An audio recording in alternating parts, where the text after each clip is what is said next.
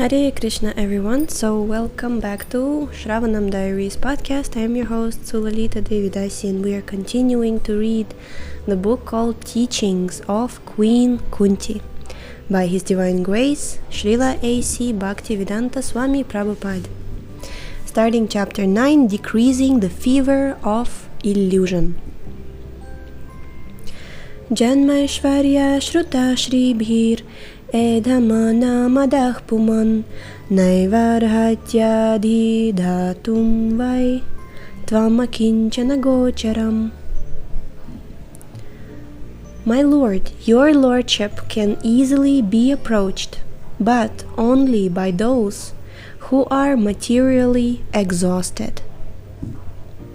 One who is on the path of material progress, trying to improve himself with respectable parentage, great opulence, high education, and bodily beauty, cannot approach you with sincere feeling.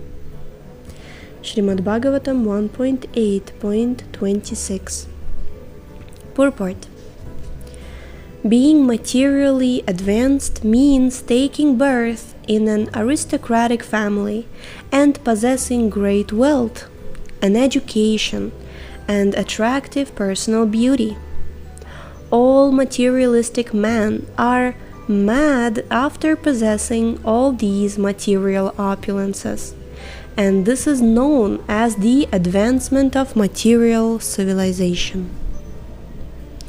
But the result is that by possessing all these material assets, one becomes artificially puffed up, intoxicated by such temporary possessions.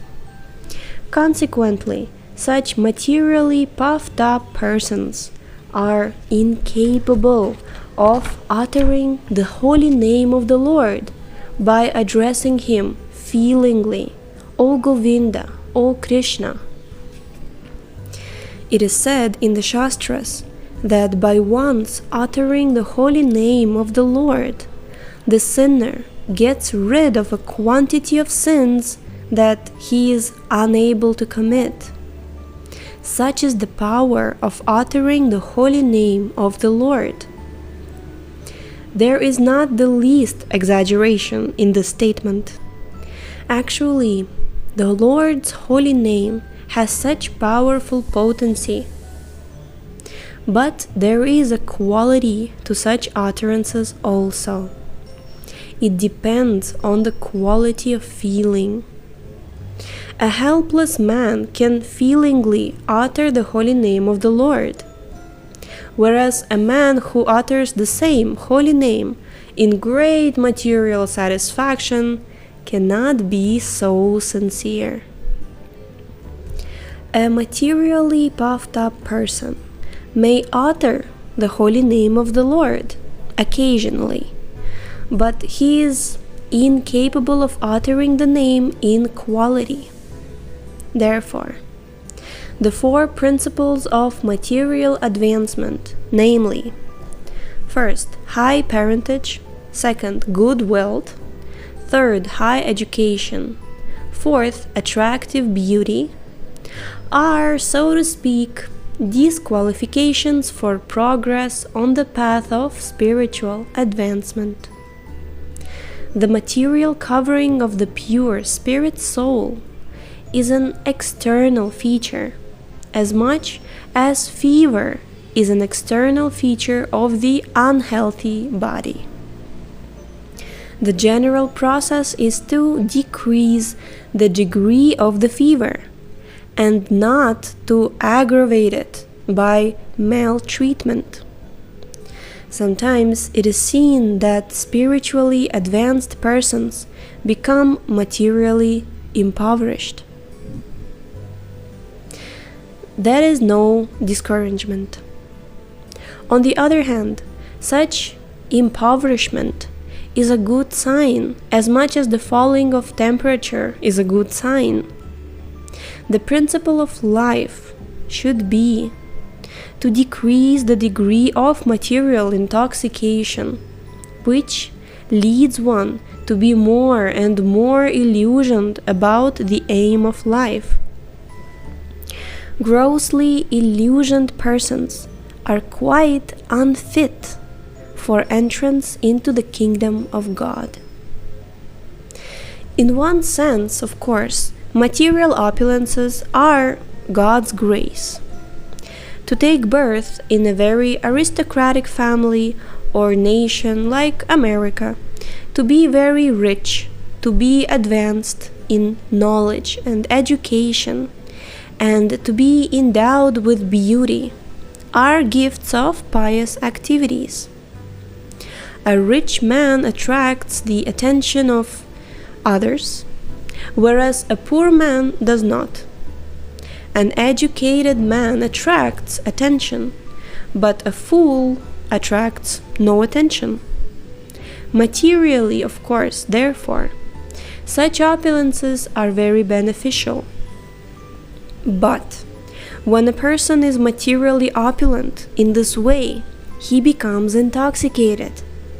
Oh, I am a rich man, I am an educated man, I have money.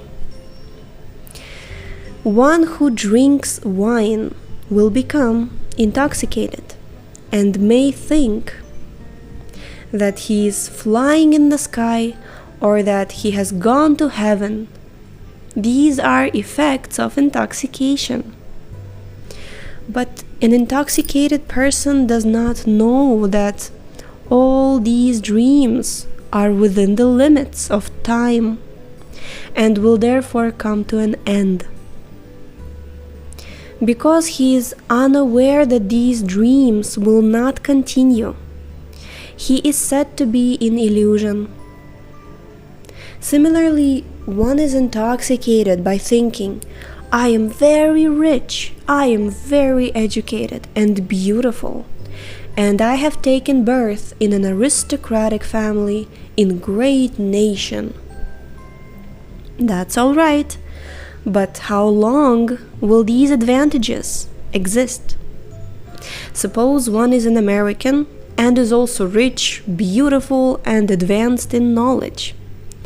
One may be proud of all this, but how long will this intoxication exist? As soon as the body is finished, it will all be finished, just like the intoxicated dreams of a person who has been drinking. These dreams are on the mental platform, the egoistic platform, and the bodily platform. But I am not the body. The gross body and subtle body are different from my actual self. The gross body is made of earth, water, fire, air, ether, and the subtle body is made of mind, intelligence, and false ego. But the living being is transcendental to these 8 elements, which are described in the Bhagavad Gita as the inferior energy of God. Even if one is mentally very advanced, he does not know that he is under the influence of the inferior energy. Just as an intoxicated person does not know what condition he is in.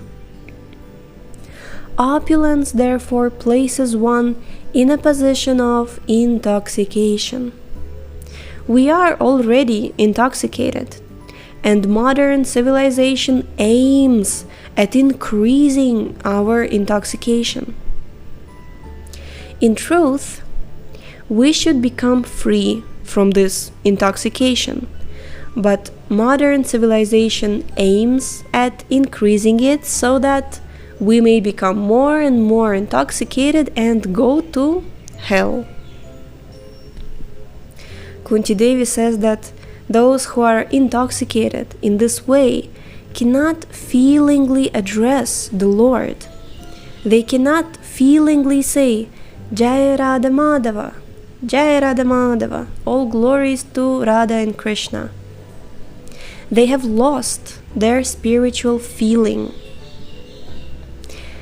They cannot feelingly address the Lord because they do not have knowledge. Oh, God is for the poor man, they think. The poor do not have sufficient food. Let them go to the church and pray, "Oh God, give us our daily bread." But I have enough bread. Why should I go to church? This is their opinion.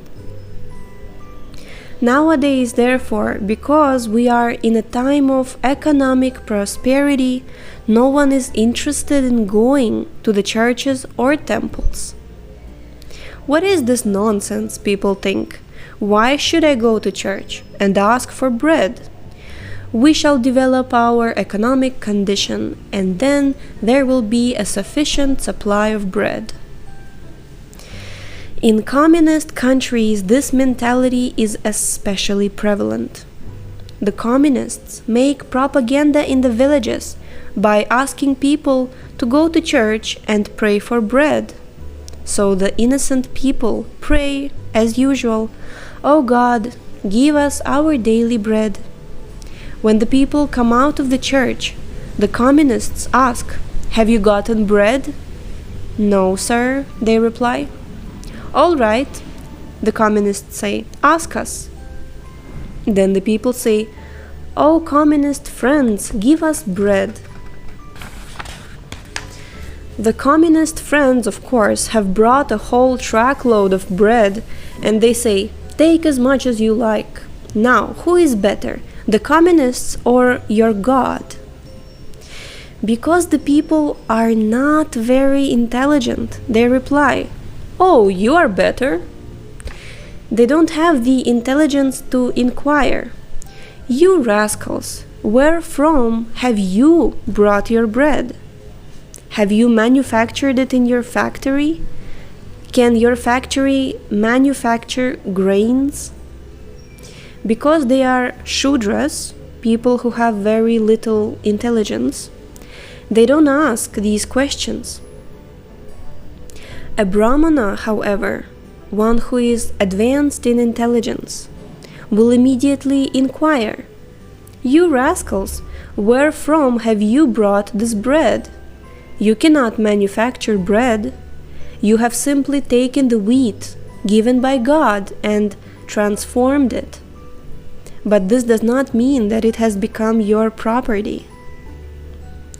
Simply transforming one thing into something else does not make the final product one's own property. For example, if I give a carpenter some wood, some tools, and a salary, and he makes a very beautiful closet, to whom will the closet belong? To the carpenter or to me, the person who supplied all the ingredients? The carpenter cannot say, "Because I have transformed this wood into such a nice closet, it is mine." Similarly, we should say to atheistic men like the communists, "Who is supplying the ingredients for your bread, you rascal?" It is all coming from Krishna. In Bhagavad Gita, Shri Krishna says, "The elements of this material creation are all my property." Unquote. You have not created the sea, the land, the sky, the fire, or the air. These are not your creations. You may mix and transform these material things. You may take earth from the land and water from the sea, mix them and put them in a fire to make bricks, and then you may pile up these bricks to make a skyscraper and claim that the skyscraper is yours.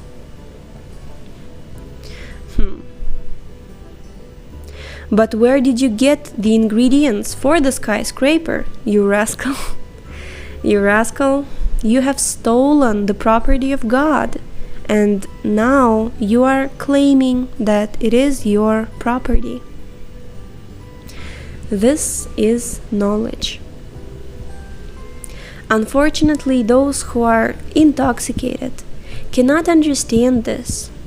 They think, we have taken this land of America from the Red Indians, and now it is our property. They do not know that they are thieves.